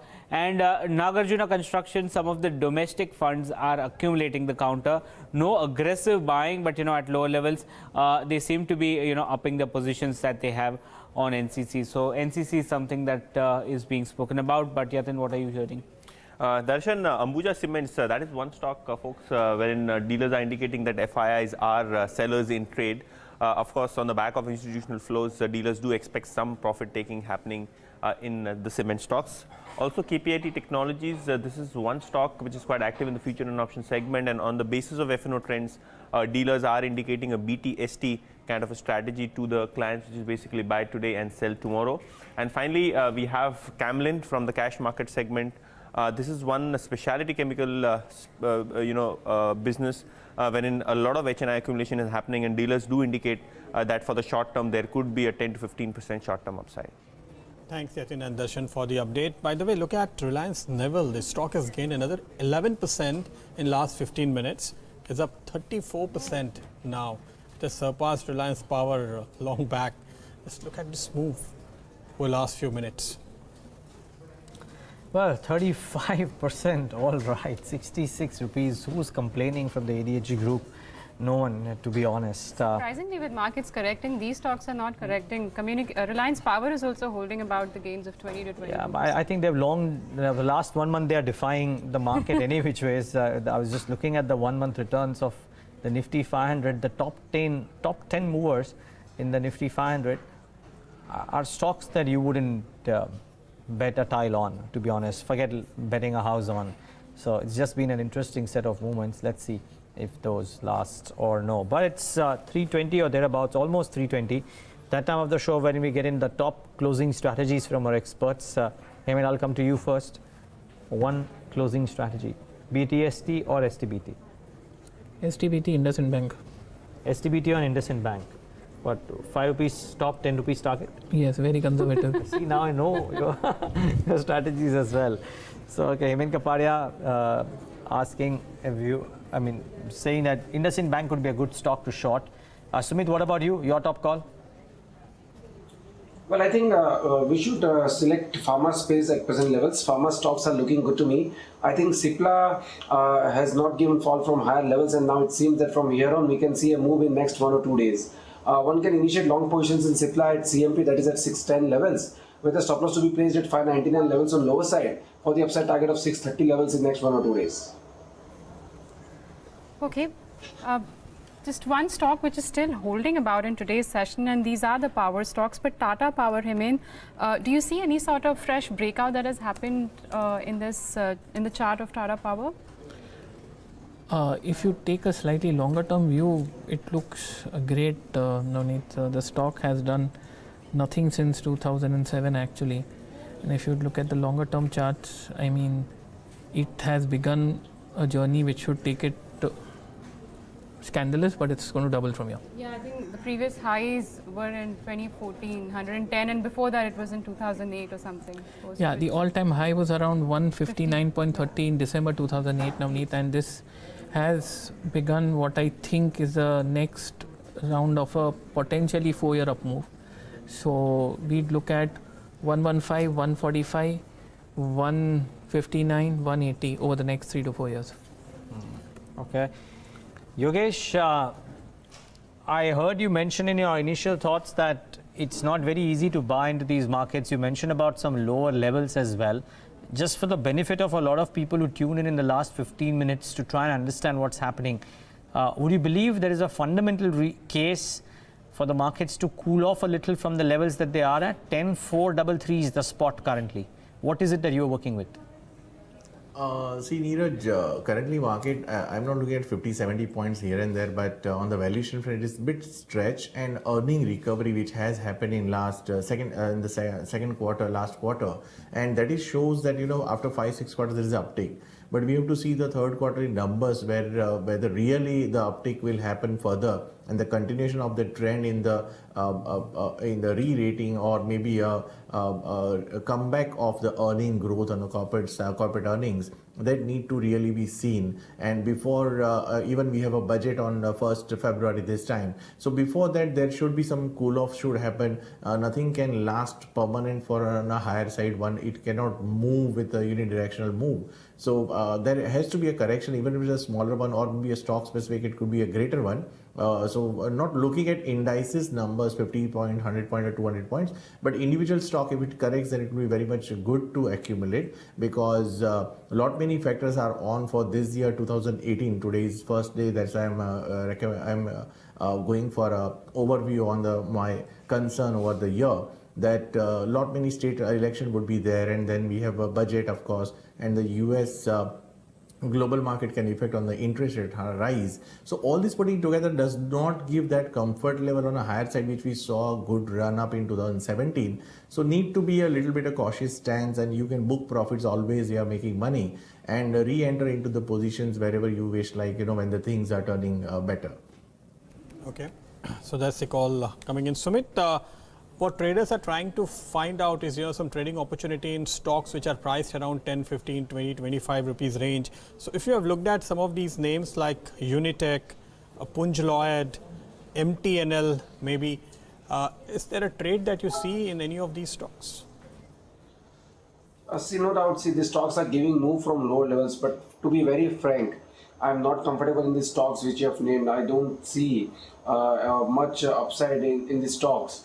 In fact, if anyone wants to buy a low value stock, then I think Suzlon has given a good move, and now it seems that there is a possibility that from here on we can see a good uptick in Suzlon.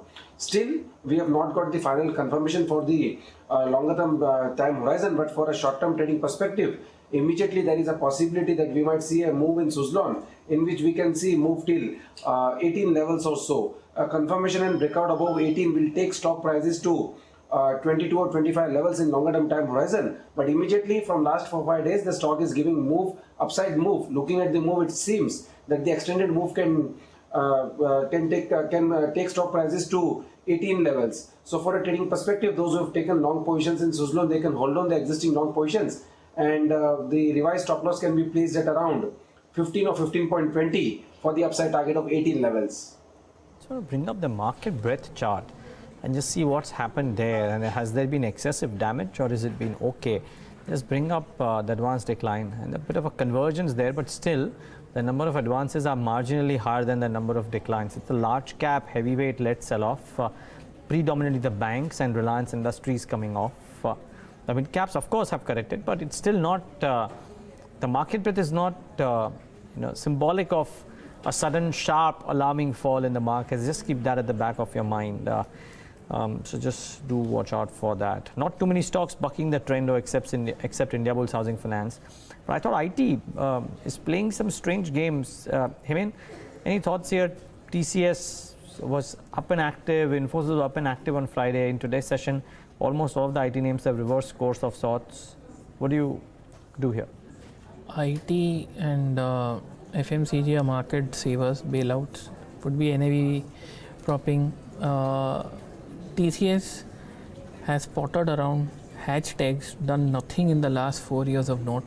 We've been in a range between 2000 and 2812, and we still seem to be not doing anything. Till we don't take out 2812, TCS is going to do exactly what it's going to do, nothing. So frankly speaking, what we saw in IT is we had a run up in TCS from 2490 to almost 2700. We're seeing a cool off, but having said that, even this cool off doesn't seem to matter much. I don't think it's going to go below 2610. We're going to bounce back. So I think it's just going with the flow. I think there's an old saying in the market will always do what it has to do to prove the majority wrong. Everybody was bullish, so the market tanked without any logic, and after a couple of days when people talk about 10,000, we'll be at 10,500 again. Any trade in Idea, Hemen? Idea. The stock is cracked with good volume today. Actually, Idea technically has bottomed out on the long-term charts, even on the weekly charts. From an intraday point of view, yes, things. There is support at 104. I don't think there's much to lose. I'd say keep a stop loss at 99 and go long in Idea. Okay. One last call, really. And Yogesh, while you've given us some very interesting thoughts on the near term, what about Reliance Industries? What should one do? It's been that one principal performer.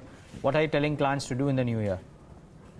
Of course, see, Reliance has done very well off late in last 6 to 8 months. Before that, again, if you see, it has not done anything great for investors. But at around say 8 times or 9 times marketing margin and plus geo valuation would be around 255 to 270 range. So Reliance could be a one where on the lower level, of course, can be added through with the conservative customers.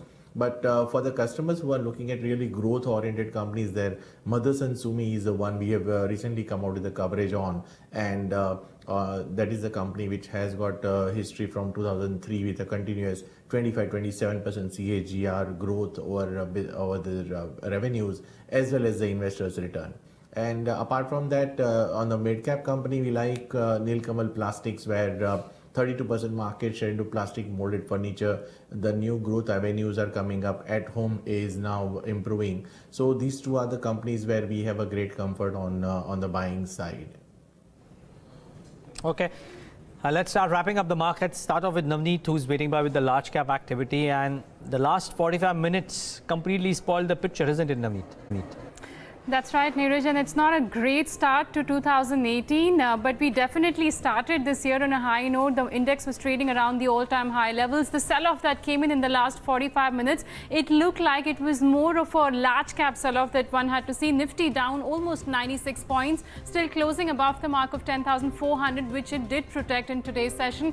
Sensex down almost 250 points, and Bank Nifty was down. It breached its support of 25,500 in today's session, so that's closing with a cut of almost 1%. But outperformance continues from the broader markets, which was clearly reflected in the advanced decline ratio today. So the Nifty small cap index closing with gains of 1%, and the BSE small cap index also was up almost 50 points in today's session. But the Nifty mid cap free float index saw cuts of just about closing in the red with cuts of 16 to 17 points. Let's take a look at the Sensex constituents then and see which were the stocks that dragged the index lower. Let me start off with the heavyweights. ICICI Bank, that was down 1.5%. ONGC, IndusInd Bank, Tata Motors saw some selling pressure coming about. And you also had your other heavyweights, HUL, Reliance Industries, HDFC, State Bank of India. Remember, all these are heavyweights, and even HDFC Bank today saw some selling pressure. But on the upside, Coal India was your top gainer on Sensex. Wipro also saw, actually Wipro bucking the trend in the IT space, where you saw stocks like TCS and all falling.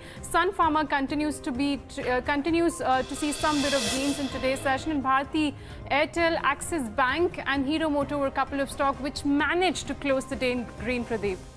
Yeah, Navneet. So if you look at the market breadth of Sensex stocks, is 25.75 in favor of stocks that have fallen. But if you look at the mid cap or the overall market breadth, it's 50-50. And there are quite a few gainers in today's trade that you can actually find out. I have picked up some of the gainers that kept moving up till the last minute. First of all, you have ADAG group stocks like Reliance Naval and Reliance Power that were the key performers in today's trade, and we talked about it. Unitech also continued to hold on till the last minute. You also had Jacob doing well, that is yet another star of the day. Then you had RIIL, that is Reliance Industrial Infra. So all these stories that everybody has been talking about in markets today continue to move up even in last minute. MTNL was also an interesting gainer in today's trade that gained in last minute as well, or the last hour of trade as well. But on the other side, we had Idea Cellular. This was one of the significant losers actually among the liquid stocks, the large cap stocks, ending the day very, very close to the day's low. We also had JP Associates that corrected in today's trade. Bombay Rayon continued to hit a lower circuit in today's trade. SR Shipping also fell in last minute. One segment that weakened in particular in the last hour of trade was gems and jewelry, and some of the smaller names, Tangamail Jewelry and Renaissance Jewelry, were the ones that actually witnessed selling in good volumes in today's trade, especially in the last hour today. Well, so here's some data point that I think Jayesh dug out from the terminal. This is the worst first trading day performance for the market since 1993. Now, that tells you something about the data, but keep in mind that it is a really bad fall for the large caps, not so much for the mid caps and the small caps. So it's a very concentrated, heavyweight kind of selling that we've seen, not really extending itself to the whole market. Yes, the mood dampens and therefore the market breadth converges, and the market breadth advanced decline ratio will come up on your screen next, and you will see what I'm talking about. It did converge a bit, but still its advances as compared to declines. Normally on a day of a 1% downtake, we probably have 2:3 or 1:2 in favor of the declines. That's not been the case today. It's a large cap concentrated selling that we've had. And yeah, I mean, if you look at the heat map, yes, red envelopes the green by a huge margin.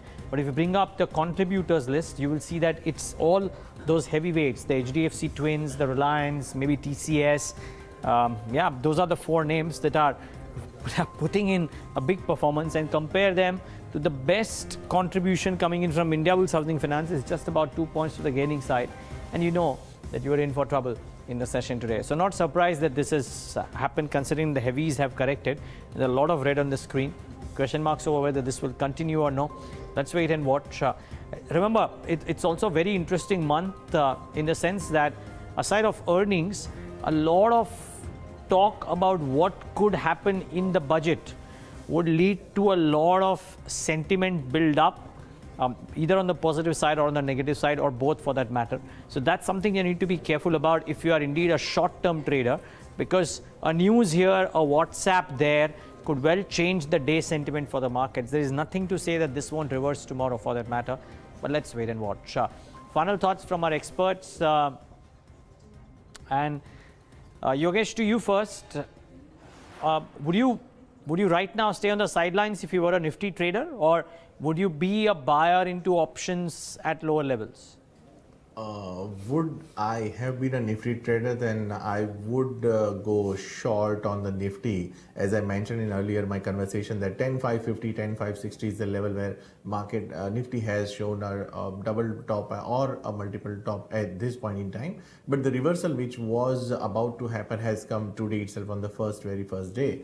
So on the higher side, it would be a sell on rise should be the approach could be the approach for the traders. Yeah, I mean, I qualify my question. If you were, I know you aren't, Yogesh, but if you were, then that would have been a strategy. Great. Good having you, Yogesh. Thanks so much for joining in today and giving us your thoughts, the intelligence from the Motilal Oswal dealing room. One of the finest, I must add. Thanks so much for joining in today. Your thoughts, Hemen, on the day's trade, and how would you position yourself?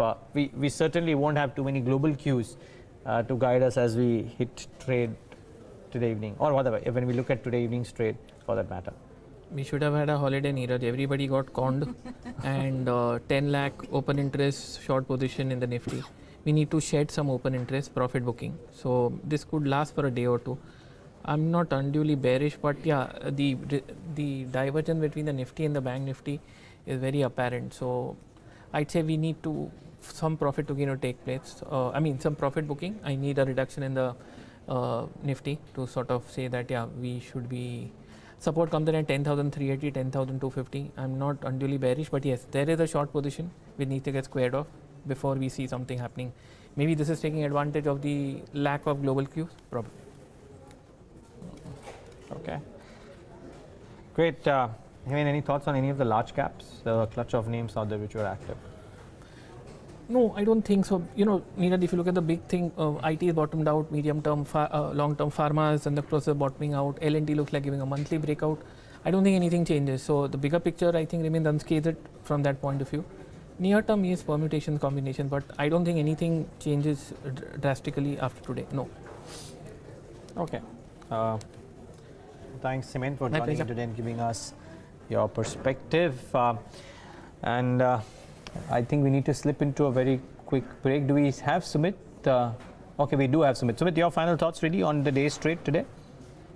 Well, the closing is not, we have seen a closing at lower levels, and these are some bit dicey situation. This shows that there is some dicey situation in the market. If the support levels are taken away, then there is a possibility that we might see a fall in index.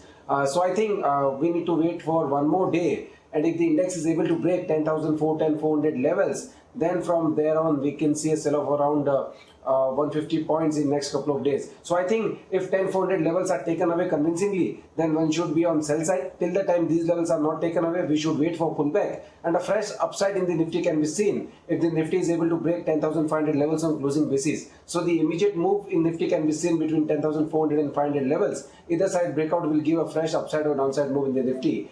So we need to wait for one more day for confirmation. Okay, we leave it at that, gentlemen. Thanks so much for joining in, both of you, and giving us your thoughts. Time for a quick break. Back with more on the other side.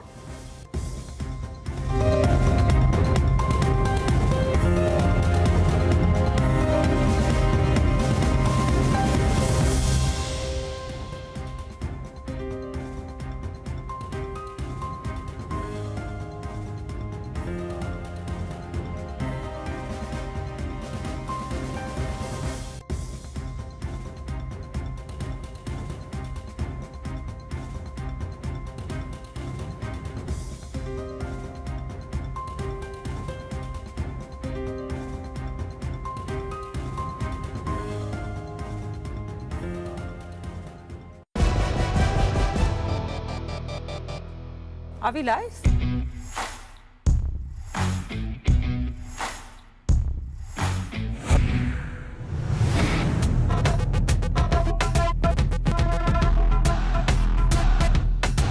Welcome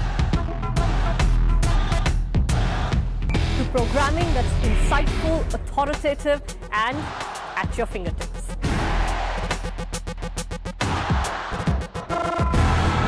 Bringing news alive. So immersive, so new, and so addictive. You will want it no other way. the Bloomberg terminal, accessed only by over 325,000 marquee investors across the world until now.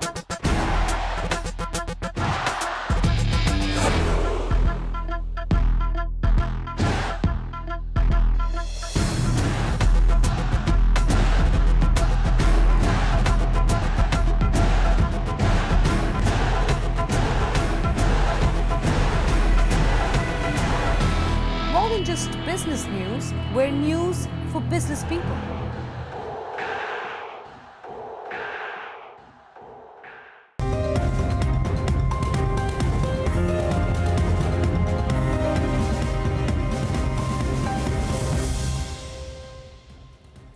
Welcome back. You're still watching Countdown with us on Bloomberg Quint. Well, the GST anti-profiteering body has issued notices to at least 5 entities, and this is the first time that such notices have been sent to traders and business houses after GST came into force from July last year. Nikunj Chori joins in with more details. Nikunj, tell us, which are these entities and why have they been pulled up? The government has issued notices to a few companies for profiteering after the implementation of goods and services tax in India. The companies against whom investigation has been initiated by the Director General of Safeguards are Hardcastle India Private Limited, Lifestyle International Private Limited, a Honda car dealer, a dealer dealing in products of Hindustan Unilever, and a construction companies. These notices have been sent out by Director General of Safeguards, and these companies have to respond within a stipulated time whether they were actually profiteering and also determine what was the profiteered amount that was realized by them by not passing on the rate reduction to consumers and not passing on the benefit of input tax credit. In the case of Hardcastle Restaurants Private Limited, the company that runs McDonald's outlets across South and West India was found not passing on the GST rate reduction to consumers after the GST rate on restaurants was reduced from 18% to 5% from November 15. 2 complaints have been received by the government against McDonald's outlet for not passing on a rate reduction on a cafe latte that's served by McDonald's outlet run by Hardcastle Restaurants Private Limited. In the case of Lifestyle International Limited, which runs retail outlets across the country, was found not passing on a rate reduction, GST rate reduction on a makeup item after the GST rate was reduced on that particular makeup item from 28% to 18% from November 15th. In the case of a dealer that deals in Hindustan Unilever products, a complaint was received that the dealer has not passed on the rate reduction on a Vaseline lotion, on which the GST tax rate was reduced from 28% again to 18% from November 15. A construction company by the name of Pyramid Infratech Private Limited, based in Gurugram, was found out not passing on the benefit of input tax credit, and the complaint was filed by 36 home buyers, wherein they've claimed that the company has not passed on the benefit of input tax credit that the construction company is getting after the implementation of GST to consumers. In the case of a dealer of Honda cars, a complaint was received alleging the company of calculating the price of a particular model of Honda by calculating by including pre-GST levies on the price of car, and then imposing GST on that particular model of car, inflating the price of the car. Now, these companies have to respond within a stipulated time, and the Director General of Safeguards, as per the anti-profiteering rules, has 3 months to investigate whether these several companies have actually profiteered with the implementation of goods and services tax. Thanks for that, Nikunj. Now on to some top market voices on where do they see the markets in 2018 and some of the sectors that they are betting on.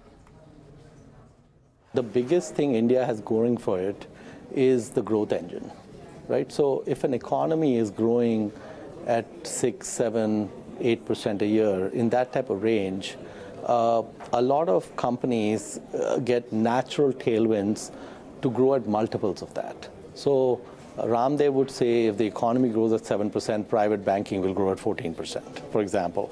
And so there are these multiplier type opportunities. I mean, I see that let's take a asset class like asset management.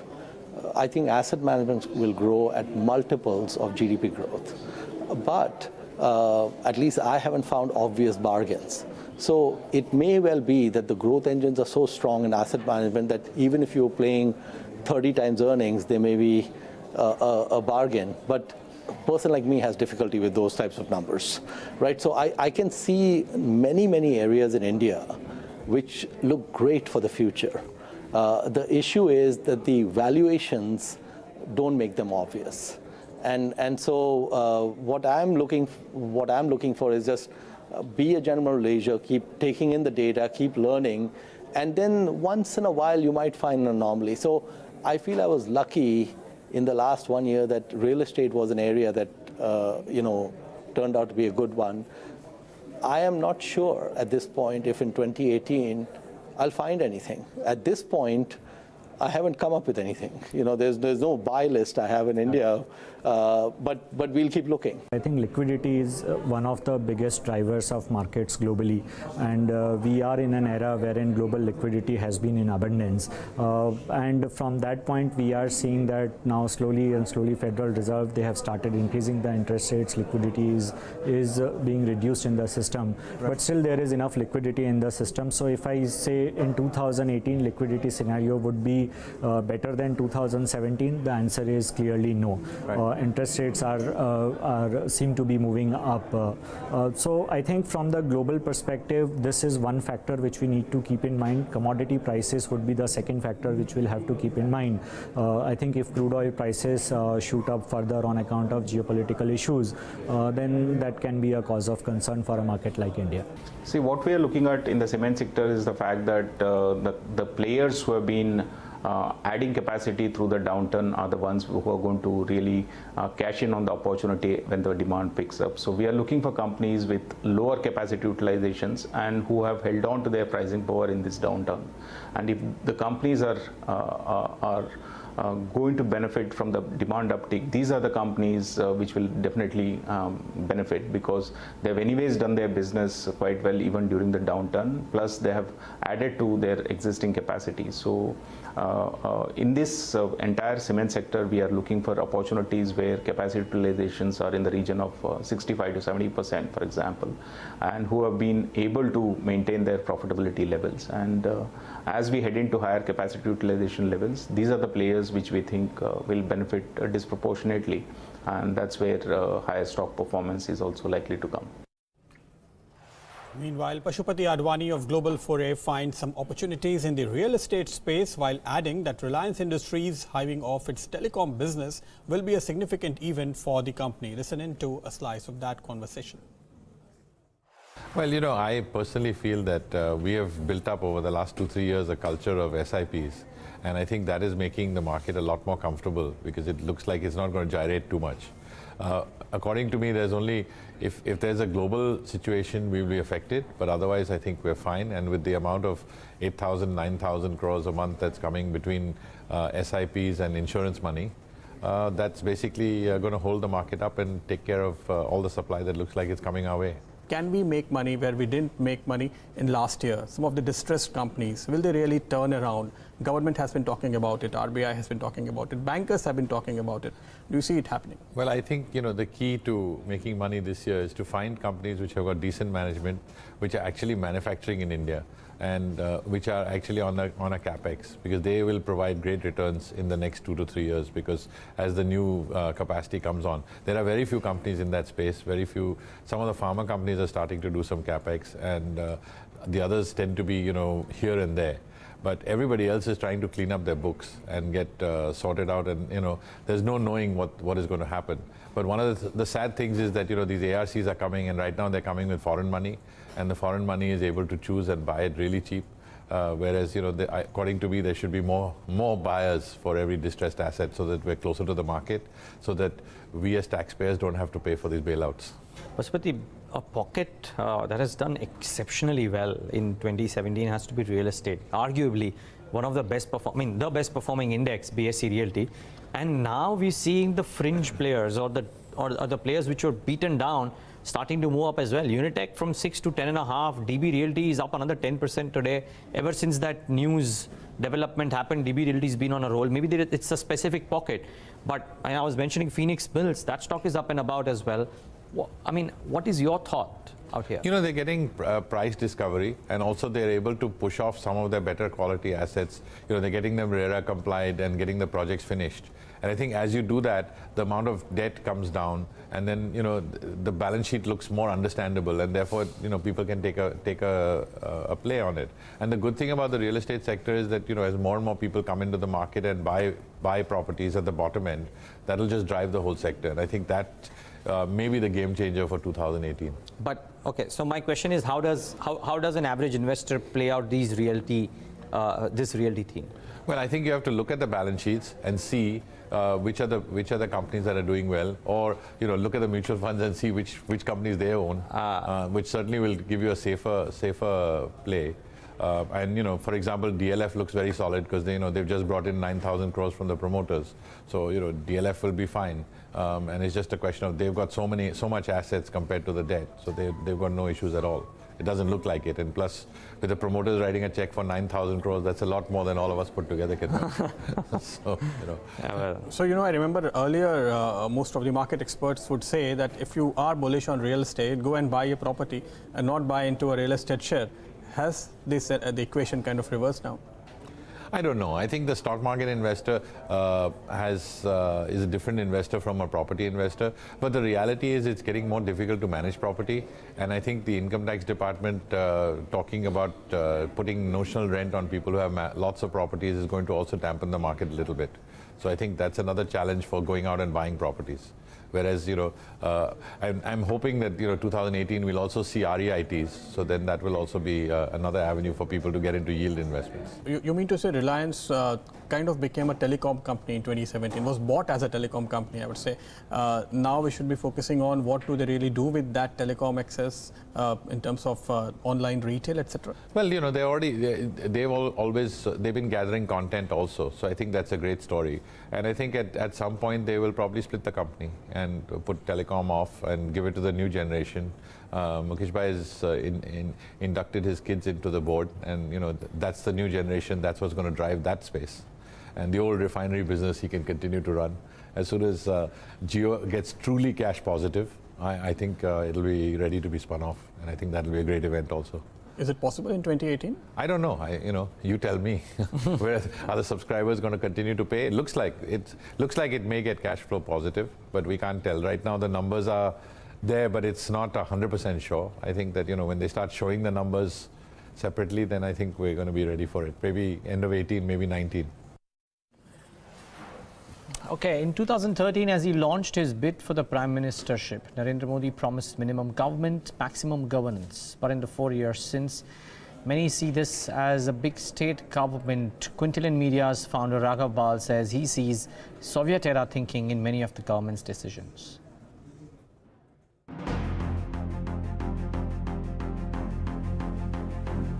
Back in the USSR, boy, you don't know how lucky you are.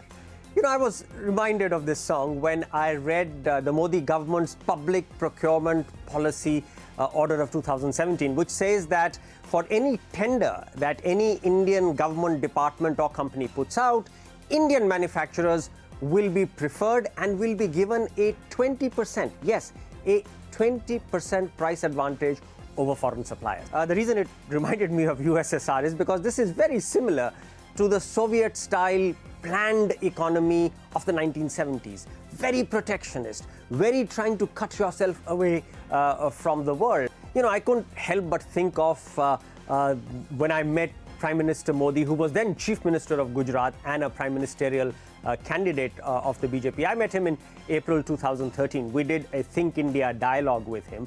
And I remember he electrified all of us with that phrase, minimum government, maximum governance. Unfortunately, the slogan has gotten transformed in the last 43 months to maximum government, maximum economic statism. So can the Prime Minister do something in 2018? Can he make a few New Year resolutions which can repair the kind of interventionist state-controlled economy that we have become in the last 43 months? Well, I think he can make 3 New Year resolutions. Number 1, when it comes to the goods and services tax, GST. Now, let's not quarrel with words here. The GST is a fundamental reform. It's a massive reform. But some of the features that have been introduced, which actually lead to a lot of intervention and a lot of problems for people, those should be done away with. There is something called the National Anti-Profiteering Authority. Can you believe it? We are in 2017, 18, and we are talking about an anti-profiteering authority. Somebody to whom a consumer can make a complaint, say that I am being overcharged by such and such producer. The government will have the right to go in and check the books of accounts of that person. And hold on, if the government finds that there is actually been profiteering, then it can order that the profiteered amount is returned to the buyer with an 18% penalty. Can you believe this? Can you believe this is about free markets and well-regulated competitive markets? So really, this anachronism called the National Anti-Profiteering Authority should be simply disbanded. Then we have another thing called the e-way bill. Now, you know what that is? If you buy or sell anything worth more than 50,000 rupees, yes, as small an amount as 50,000 rupees, then you have to generate an e-way bill, which will then track in real time the movement of that purchased commodity or product within the city limits, across city limits, across states. So you have this one electronic sort of octroi bill, if you will, which will be tracked wherever the goods go. This is, again, it's over-controlling something which doesn't need that kind of control. Then the GST has got another wonderful thing called invoice matching. Now, invoice matching is foundational to GST because unless the invoices are matched at the back end, you don't know whether the tax credits that have been availed of are right or not. No problem, no quarrel with that. The problem happens when I, who have filed my GST forms, am told to wait for my tax refund until the person from whom I have bought the goods has filed and until our 2 invoices have matched. Now, my question there is, I have paid my tax, I have done my filing, I have no way to control whether the other person has done his or her filing. So why are you holding my refund up until that other person has filed his taxes? One of the other big reforms that the government announced was bank recapitalization bonds. Now, this was something which was celebrated by everybody because it was seen as a fundamental reform. I beg to differ. It is not a fundamental reform. Bank recapitalization simply means that you pick up the depositor's money, you take that liability on the bank's balance sheet, you convert it into an asset. So it's actually an accounting sleight of hand. It's not a fundamental reform. If the government is willing to commit, let's say, 1 lakh crores out of its kitty to bank recapitalization, then there are several modern equity models which can be deployed to do a genuine equity reconstruction of the balance sheets of banks. For instance, the government could have done a deep discount rights issue of the banks in which every shareholder could participate. The government could have used its 1,35,000 crore commitment to underwrite such a rights issue, and in fact, with the same amount of cash, would have doubled the equity infusion into banks' balance sheets. I think if the government was to step back from it and say we now have a new bank recapitalization scheme which uses modern equity dynamics, that would be a fundamental reform, and that would also ensure that the government steps back from being this old world interventionist statist government. And of course, I think if the government was to resolve to make sure that Aadhaar is used only for the purpose for which this wonderful, innovative scheme was created. It was created to ensure that beneficiaries of states' welfare programs have a unique identity. Today, Aadhaar is being used for almost everything. If you have to put your child in the nursery school, you need Aadhaar. Why? If you are an HIV patient, you have to register with the the National AIDS Control Organization, you need Aadhaar. Why? Why is the state trying to track what I do, where I spend, where I send my child to school, what is my health problem? This is intrusion on an astronomical scale into the private lives of individuals. My sense is if the government does these three things that I've just listed out on GST, on Aadhaar, and on bank recapitalization bonds, then it can reclaim some of the free market, competitive market, right of center economic philosophy that the government had promised when it was elected, but which promise has, as I've shown, been belied in the last 43 months. And you know, in the end, I'm just reminded of the Beatles song all over again, because if this government doesn't do the kind of economic resolutions for 2018 that I've talked about, then the song will pretty much be back in the USSR, boy, you don't know how unlucky you are. With that, it's a wrap on this leg of Countdown from Navneet, Pradeep and me, Neeraj. Thanks so much for watching.